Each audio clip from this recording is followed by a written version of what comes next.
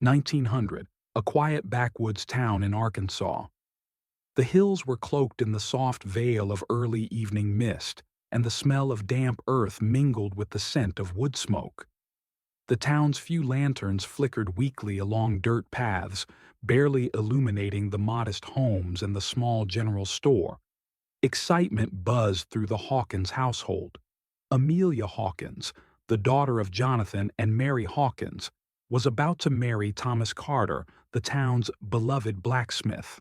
Amelia, radiant in a hand-stitched white gown, paced nervously in front of her mirror, smoothing imaginary wrinkles with trembling hands.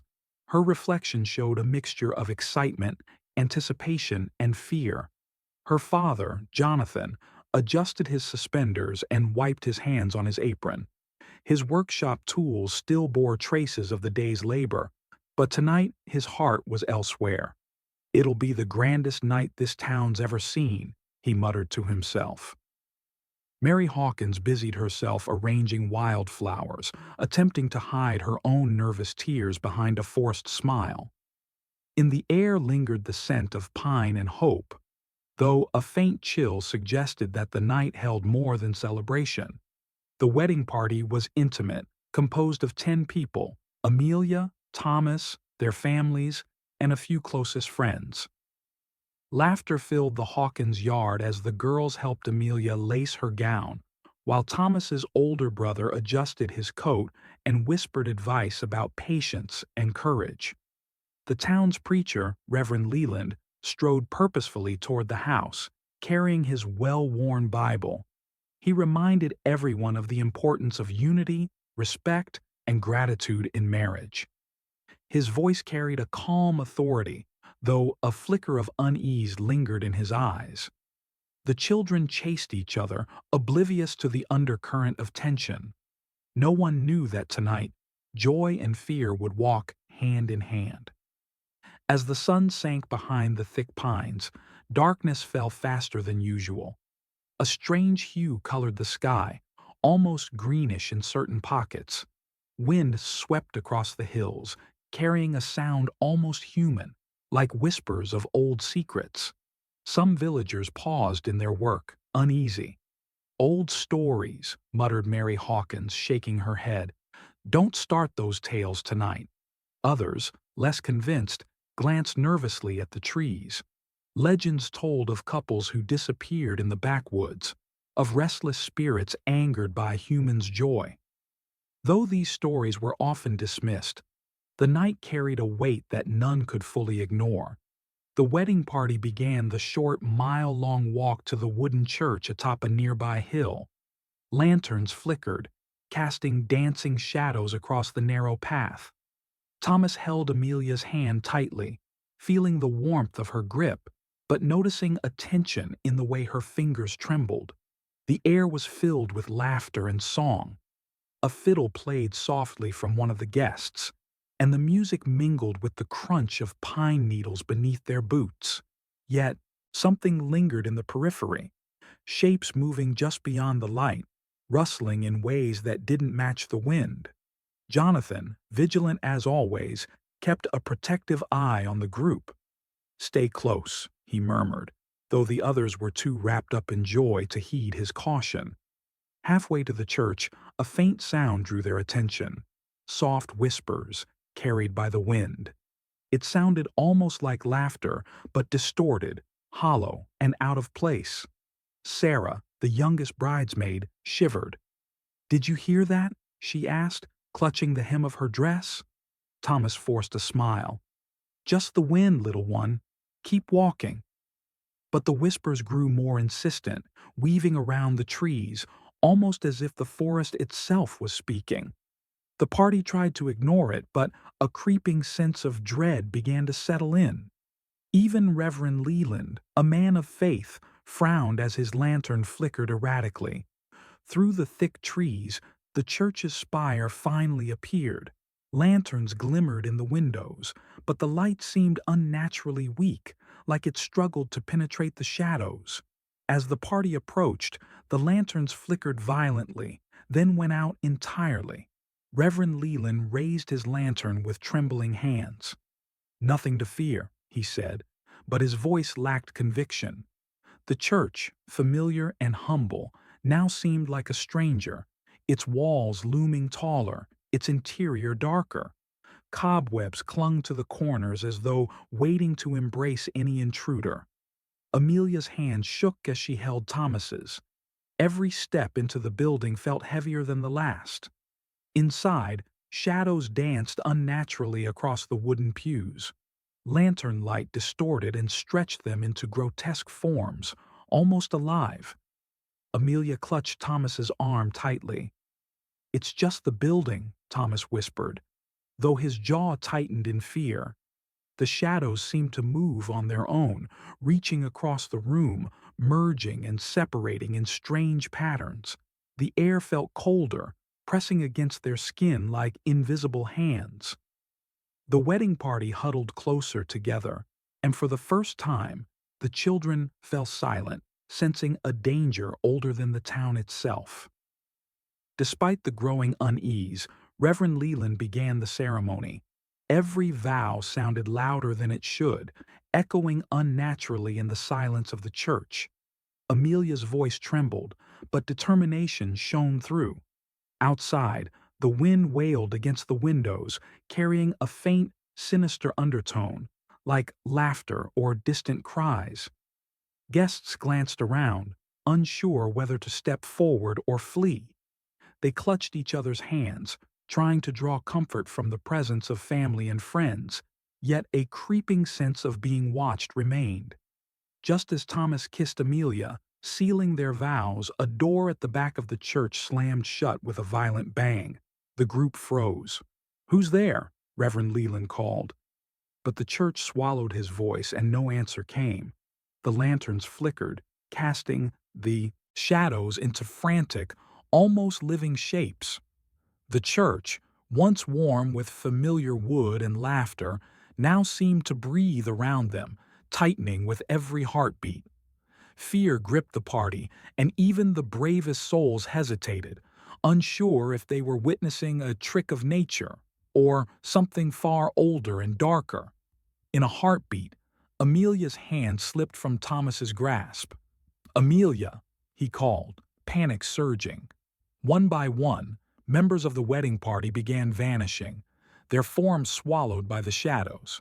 Screams echoed, blending with the wind, until only Thomas and Reverend Leland remained, frozen in disbelief. "It's the forest," Reverend Leland whispered, pale and trembling. "It doesn't like joy. Not tonight."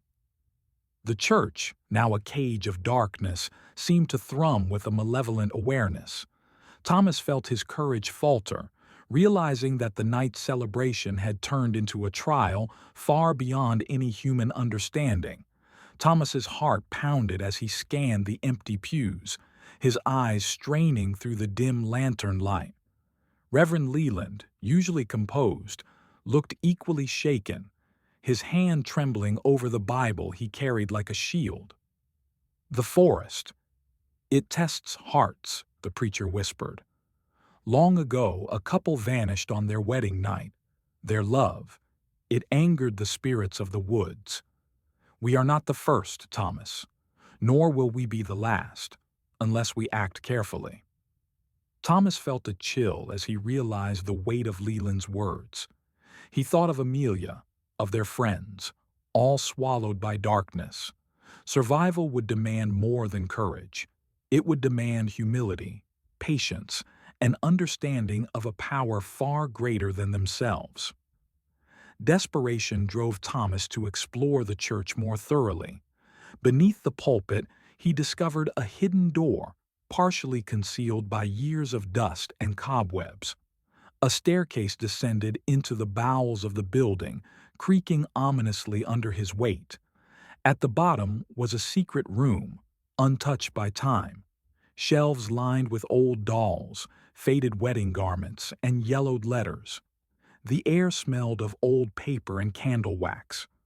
On a small desk, a letter addressed to future lovers of the woods drew Thomas's attention. "Your joy feeds us, but beware the greed of spirits. Only humility and genuine love saves hearts from the shadows. The words struck Thomas like a bell, echoing in his mind. The forest was alive, not just with menace, but with a sense of moral purpose. It demanded respect, gratitude, and selflessness. Thomas realized that raw bravery would not rescue them.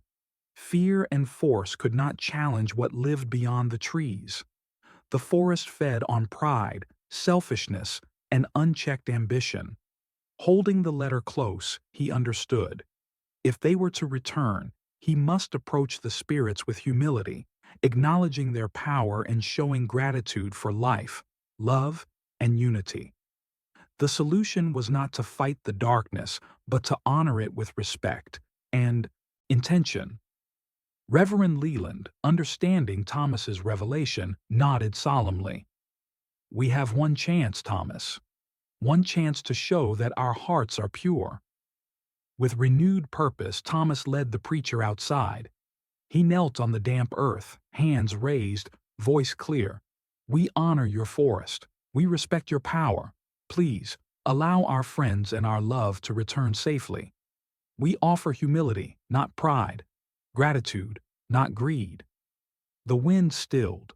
The whispers ceased. Lantern light flickered gently, forming a soft path into the forest. The trees seemed to lean toward him, listening. Slowly, shadows parted to reveal a faint, ethereal glow ahead, a path leading to those who had vanished. In a clearing bathed in ghostly moonlight, Thomas found Amelia and the rest of the wedding party. They stood silent, almost statuesque, as if suspended in time. Amelia's eyes widened when she saw Thomas approach, relief flooding her face. "Thomas," she whispered, her voice trembling. One by one, the others blinked, the spell breaking. They were unharmed but forever changed by the encounter. The shadows lingered at the forest's edge, silent now, watching, but no longer hungry. Thomas felt a wave of relief so profound it brought him to his knees. They had passed the trial of humility, and the forest had acknowledged their worth. Back inside the church, the air felt warmer, the lantern light steady and bright. Reverend Leland addressed the group. "Tonight has shown us that true courage is not the absence of fear, but the presence of humility. Love that is selfless and grateful can survive even the darkness that surrounds us." Amelia squeezed Thomas's hand. Even the children seemed to understand that the world held both wonder and danger, and that love required awareness, respect, and patience. The church, once threatening, now felt like a sanctuary once more. As dawn approached, Thomas and the wedding party returned to the Hawkins home. The town had feared the worst, as the entire wedding party had failed to return. But cheers erupted when they emerged from the mist, hand in hand, joy and relief washing over the villagers. The party never spoke of the forest's whispers, the hidden room, or the spirits that tested them. Some truths were meant to be lived, not spoken. The town celebrated, but everyone felt a subtle shift in understanding. That joy must always be balanced with humility, respect, and gratitude. Years later, the Hawkins wedding would be remembered not as a tale of fear, but as a legend of love's endurance. Amelia and Thomas celebrated again, this time in full daylight, surrounded by laughter and music. Yet in quiet moments, Thomas would visit the clearing in the woods, leaving small tokens of thanks, a carved heart, a single wildflower, a whispered word of gratitude.